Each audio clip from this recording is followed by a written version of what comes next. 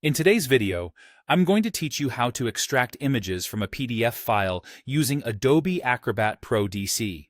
If you've ever found yourself needing to pull out images from a document for a project, presentation, or personal use, this step-by-step guide will make the process a breeze. Now, let's dive right in. First, you'll want to start by opening the PDF file where your images are located in Adobe Acrobat Pro DC. Once you've got the document open, take a look at the tools available. You'll want to find the Export PDF option. This can typically be accessed by navigating to the Tools menu at the top of the application. Alternatively, if you prefer, check the right pane of your window for the Export PDF tool, as Adobe frequently places shortcuts there for convenience. After you select Export PDF, a dialog box will appear. This is where the magic happens. You'll see a range of options for converting your PDF, but what we're interested in today is images. So go ahead and choose Image as the output format from the available options. This step is crucial because it tells Acrobat that you're not looking to simply convert the pages into images, but rather to extract the images contained within the document itself.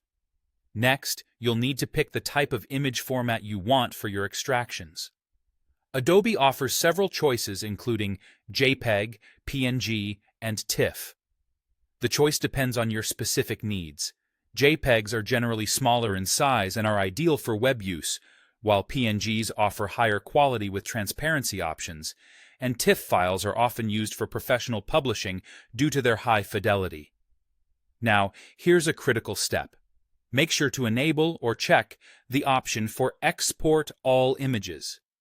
This ensures that Acrobat extracts all embedded images and doesn't get confused by rendering each page as a single image. We want each picture pulled individually, just like they exist in the document itself.